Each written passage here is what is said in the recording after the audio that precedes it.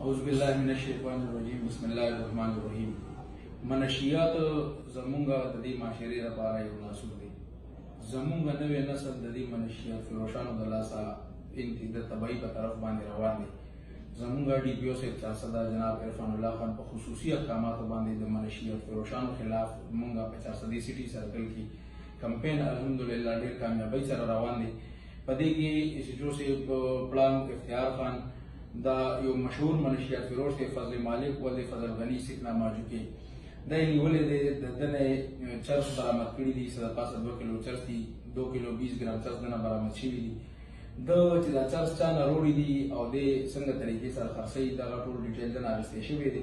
په هغې باندې هم کار شروع دی. انشاءالله ډېر ژر به هغه ملزمانو ته مونږ ورسو او دا لعنت چې کوم دی نو دا به انشاءالله مونږ د چارسدې نه ختموو. طارق ولد اسماعیل سکنا پړانګ یاسینزی د په پړانګ تھانه کې رپورټ کړی چې مونږ په موټرسایکل باندې د پېښور نه را روان وو، په سروس روډ راته 15 کسه راووتل. دی نه موټرسایکل اخیستی و، پیسې دې اخیستې وي، موبایل یې اخیستی وي. د دې واقعي ډي پي او صاحب سختۍ سره نوټس واخیسته د ایس پي صاحب انویسټیګیشن په نگرانۍ کې په ما، په انسپکټر سی او بشیر ګل خان او په ایس ایچ او افتخار خان په موږ باندې مشتمل یو تفتیشي ټیم جوړ کړو. دې کې څه ملزمان مخکې نیولې شوي دي، 3 ملزمان مخکې نیولي دي. دا پکې اوس څلورم ملزم دی عاصم ولد محمد طیب سکنا ډیری کورونه چارسده. دا په دې مقدمه کې ګرفتار شو. دلته چې د ایسي کومې پیسې میلاوي په هغې کې دنه 10,000 روپۍ ریکور شو. د دې نه مخکې چې کوم ملزمان نیولې شوي دي د هغې نه هغه موټرسایکل کوم چې هغه یې سنیچ کړی او کوم موبایل یې سنیچ شوي دي د هغې د ایسي چې کومې پیسې وي هغه الریډي ریکور دي. دا ملزم پکې پاتې و. دا ایس او صاحب دوی ارسټ کړی دی او د ده نه د ده د ایسي چې کومې پیسې دا د ده نه ریکور شوي. مزید دې کې تفتیش جاري دی. ده د دې وقوعو نه علاوه د نورو وقوعو اعتراف کړی دی.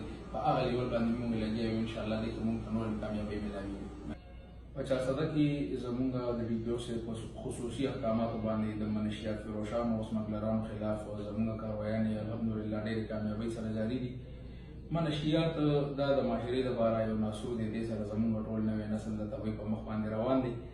په دې سلسله کې افتخار خان انچارج چوکي سردریاب او جهانګیر خان ایډیشنل ایس ایچ او تانا سټي د جوهر شیخ خان په نگرانۍ کې یو 2 کاروایانې کړي دي چې په دې کې افتخار خان د یو ګاډی دی اف ډي آر 7688 الټو ګاډی دی.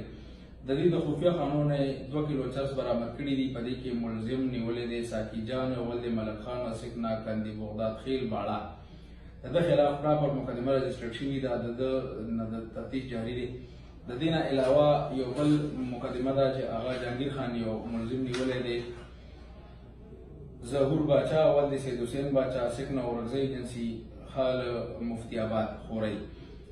د دې نیولی دی. د ده د قبضې نه 1565 ګرام چرس، 11 ګرام آیس او یو د زرو جعلي نوټ دی د ده قبضې نه برآمد کړی دی. د ده خلاف 9C 489 بي پي پي سي مقدمه رجسټر شوي ده.